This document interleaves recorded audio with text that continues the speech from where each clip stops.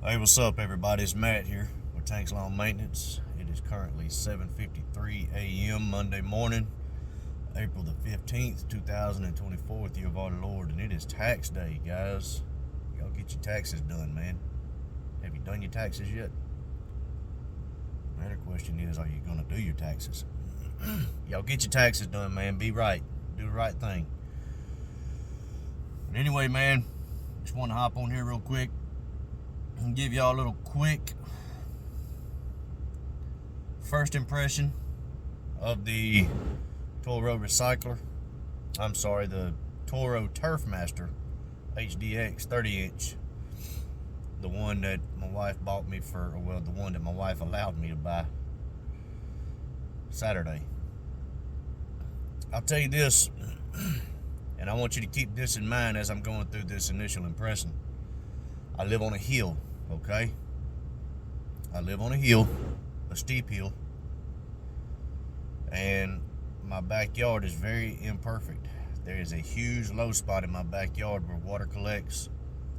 I have a water leak on the side of my house, and I also have a water leak in the front of my house. And before you say anything, man, somebody's coming out to fix it. I actually thought they were coming this weekend, but the guy had to go out of town for an emergency. And but if it doesn't get fixed before Sunday, I will have someone else come and fix it. They're very small leaks, but they're to the point where it's going to wind up killing my Bermuda, and I can't allow that. But anyhow, also I was scalping my lawn. I've already scalped it once this year, but I still, something, I don't know why, but for some reason the Toros, they won't go no lower than 1.5 inches. And I'd like to have something that would go about 3/4 of an inch for scalping purposes, but it's fine. I can deal with 1.5 inches. But what I did was I scalped my lawn a few weeks ago, 2 or 3 weeks ago, and it finally got high enough again with all the rain and sunshine mixture that we've had in some of the warmer weather. We hadn't had a whole lot of warm weather here in the past month, but it finally got high enough again where I could go over it again with the lawnmower. But I wanted to scalp it one more time because what it did was it pushed a lot of Bermuda, dormant Bermuda, to the top of the lawn, and I wanted to get that crap off the top of my lawn. And I got probably 95% of it up. It's up enough. I got enough up where I won't have to scalp it anymore. And I want you to keep all of that in mind. I was scalping a steep hill and a few low spots and some soft spots. Now, my initial impression on the first use, this machine leaves a phenomenal cut. It really does. It leaves a very beautiful cut, and I honestly believe that you could just take the bag off and do just fine without it as far as bagging goes, because when I bag these clippings, you know, I bag my lawn, and when I bagged the clippings, I looked inside the bag, and the clippings are so fine. I mean, they're the finest clippings I've ever seen. As far as the only thing I've seen better is on the Honda push mowers, the ones with the 2-blade system on the 21-inch deck. And but this mower, it mulches these clippings up very, very fine. And you could probably take the bag off if you're not scalping your lawn and do just fine. I don't, you know, that's personal preference. I prefer mine to be bagged, just because of the simple fact I have someone coming out and treating my lawn, and I don't want any dead grass clippings in my lawn at all. And plus, I also have a lot of low spots in my lawn, and that stuff, it collects and creates those little thatch lines that you got to get out and rake up, and I can't stand doing that, man. My hand don't fit no rake, is what I tell everybody. But plus, you tear your lawn up when you have to do that. But if you have a beautiful, plush, thick green lawn, you could probably get away without bagging it if you want that bagged appearance, and it would probably look just fine. Now, this machine is rear wheel drive. For some reason I struggle trying to say that, but it is rear wheel drive.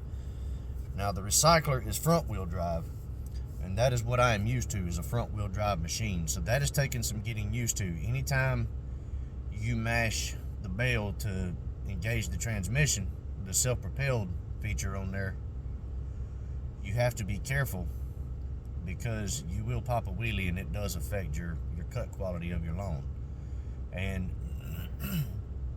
you can adjust the handle on there, the handlebars. I suggest going to the lowest setting that you can possibly reach while standing straight up. And the reason I say that is that way, while you're pushing the mower or driving the mower, whatever you want to call it, you can actually be pulling up on the handlebars on the rear of the mower to kind of keep the front of that mower from popping up. Or,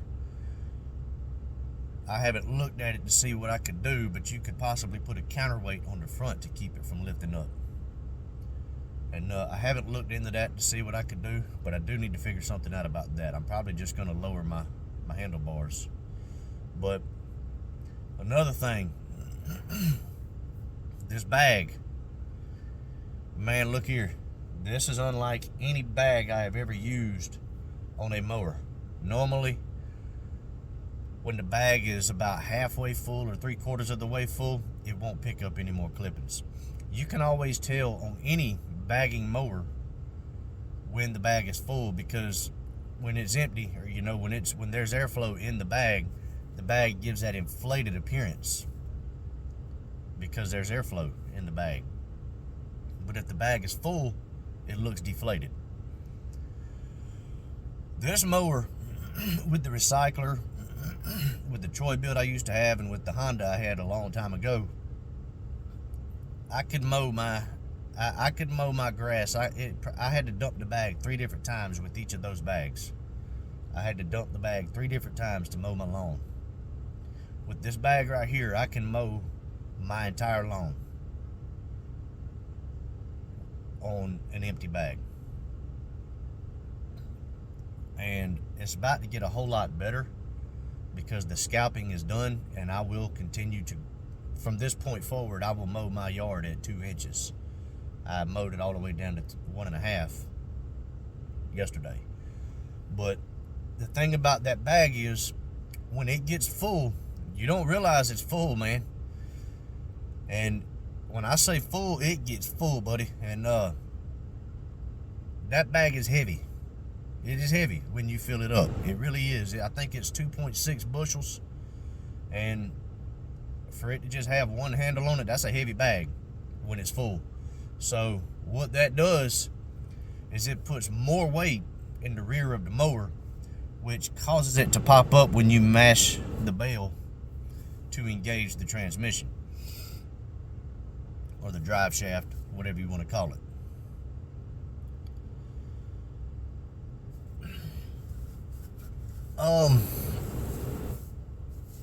It leaves a beautiful cut. It really does. But I'm going to say this, it's going to take some getting used to. For one, I'm not used to a mower that's popping a wheelie.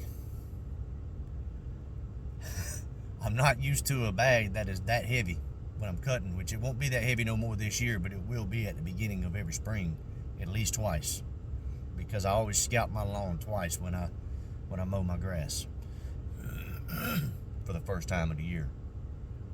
But it's going to take some getting used to as far as that goes. Now, on a flat lawn, mowing at 2 to 2.25, 2.5 inches, it could be completely different.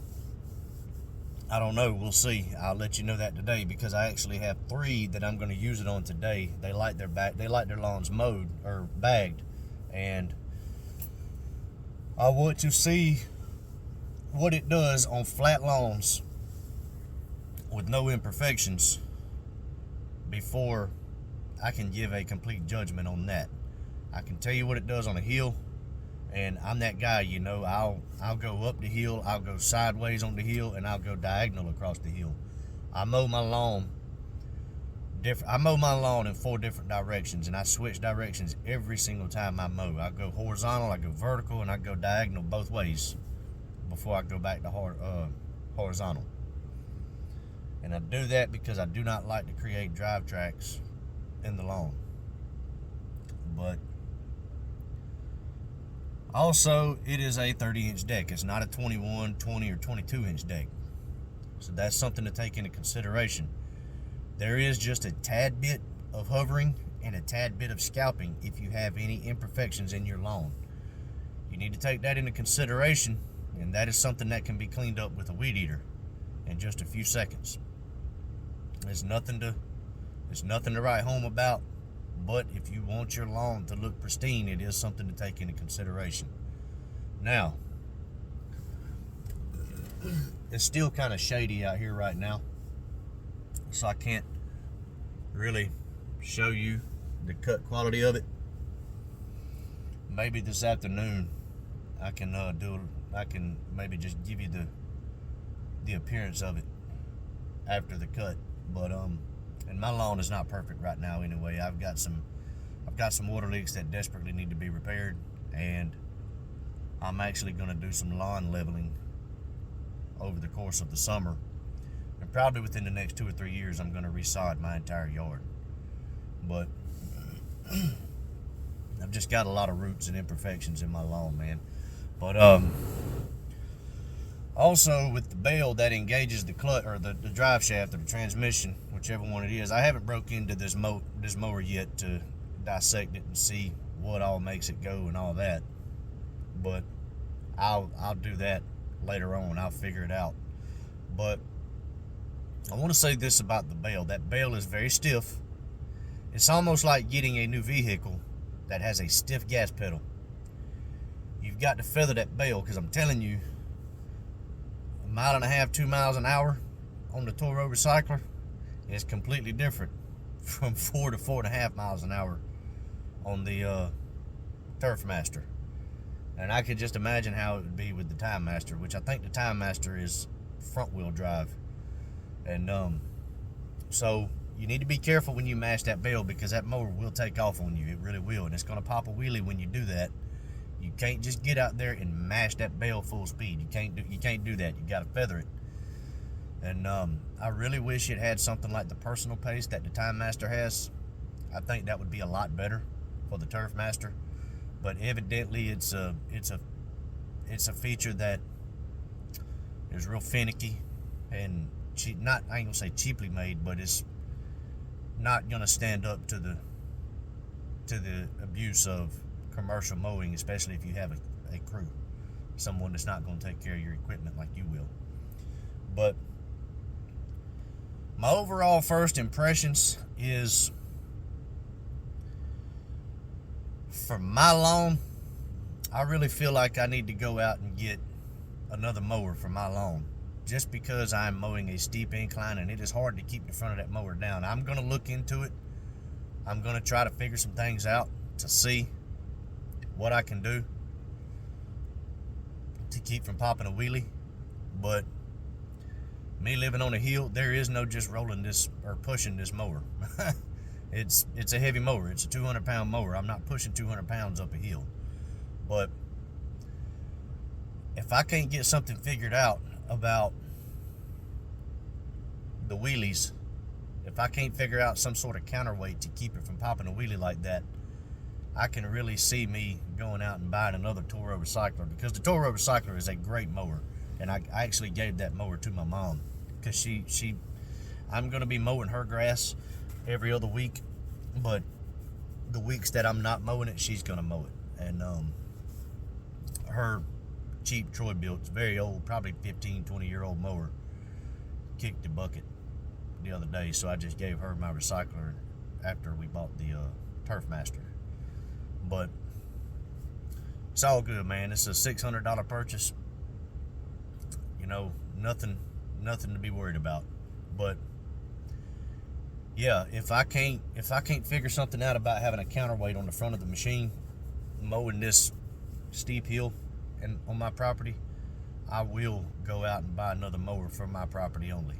And I say I'll buy another mower. I may just continue with the Turfmaster, because once I resod my lawn in a couple of years, I'm gonna mow it with a real mower. And I know a lot of you probably thinking, a real mower, really? Yeah, I'm that guy. I'm very particular about my yard. I really am. I am very, very particular about my yard. I have a beautiful, I mean, it's not golf course quality, but I have a beautiful yard, and I want to keep it that way. And I enjoy my lawn. I really do. I'm that guy. I enjoy my lawn. I take pride in it, and I want to enjoy the fruits of it. So I want it to look absolutely amazing 365 days a year. But and yes, I do mow my lawn 4 to 5 days.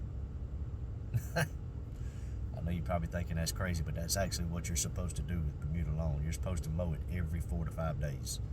So that's what I do with my lawn. But yeah, that's my first impressions on the Toro. I can really see a flat lawn. This thing right here would be amazing.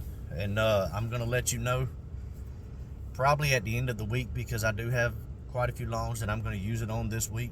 Some that I simply can't get the 36 in. But and some that want to be bagged. So I'm gonna let you know my 1 week review of the mower, probably Friday evening or Saturday morning. But I'm tired, guys. I'm worn out.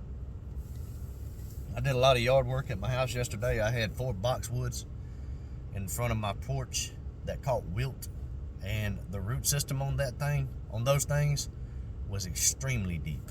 Extremely deep. I've never seen bush roots go that deep. I'm talking about roots going down into the ground that far. I've never seen boxwood roots go that deep. They went on down, man. It was 1.5 feet, 2 foot deep in places. But it almost looked like the root system on a maple tree. It was crazy. But I had to do a lot of root cutting and beating the root ball to get the dirt out of it. The bushes were extremely heavy. They were good sized bushes. And it was 4 of them that created a hedgerow in front of my front porch. But one of them caught wilt, and it spread to all 4. It spread to the other 3 bushes. And 2 of them died this past winter. One of them is just about complete. The third one is just about completely dead, and the 4th one is already starting to have white spots and bald spots in the plant. So just went ahead and dug them up and amended the soil right there in that area, put some lime in, and I planted some azaleas. I replaced those boxwoods with 4 azaleas. My wife wants color in the yard, which I'm fine with that. I like color too, and I like azaleas too, man. They're, I'm an old Georgia boy. We love azaleas and we call the darn things, man. Azaleas and hydrangeas. We love them here in this part of Georgia. There's a ton of them around here, but and plus me being from Augusta, the Augusta National, is known for its azaleas. But and I guess that's why we like azaleas so much. I'm sure that has a lot to do with it, but I do love azaleas. I have a lot of them. I planted 4 yesterday. I have already had 3 or 4 in my front yard in front of a bird bath that I have out there. And then I've got 9 or either 10 planted in the beds in my backyard. And my front lawn, or my front yard, is slowly but surely coming along. Got to get the pipes fixed so I can irrigate my yard. And got some heads that are busted. I busted those this past winter. But got to get that fixed. And probably next spring I've got a privet hedge, a hosta, 3 boxwoods, and 2 red tips planted in the bed that's right in front of my garage windows. I'm probably going to dig all of that up next spring, probably, I don't know, the end of March next year, and replace every bit of it with knockout roses. And I highly suggest y'all, if you're replacing bushes in your lawn or in your yard, consider knockout roses, and consider azaleas. Or, you could just simply go back with something like a privet hedge or something like that. I don't recommend loropetalums or boxwoods or anything. And I don't recommend any kind of variegated species, simply because those are prone to disease. And loropetalums, they're not, you can't hardly kill a loropetalum, I have discovered over the years. But they eat you in your sleep, man. They grow uncontrollably, and you're trimming them things twice a month. And I despise loropetalums. They're beautiful in the spring and fall, but you just gotta doggone trim them way too much, man. And as you know, if you've got mulch or if you've got pine straw, that's a lot of work to clean that mess up. As versus rose bushes, you can just go out there and pick the dead heads off of them. You ain't even got to have pruning shears for that. You can just go out there and simply pick the heads off on knockout roses. And you're only supposed to trim those back once a year, but you can trim them back as much as you want to try to keep the shape of them, which I don't worry about that. I let them grow wildly, and I trim them once a year right before Valentine's Day. And with azaleas, trim those twice a year, man. And when you trim those, you really don't try to shape them perfectly like you would a boxwood. You just try to keep them compact. That's all you're doing. But you trim those twice a year. You trim them once in the fall, and you trim them once in the spring as soon as the flowers fall off of them. And that's it, man. They're self-maintaining plants. So if you're replacing bushes in your yard, I highly recommend giving those two a thought, because they are beautiful plants and they're very easy to take care of. A lot of people don't like azaleas just because when the flowers wilt, they create brown spots all in the bush from the dead flowers. But like I said, man, if you trim them as soon as the flowers wilt or fall off, you really don't see that. So just a thought, man, something to throw out there to y'all.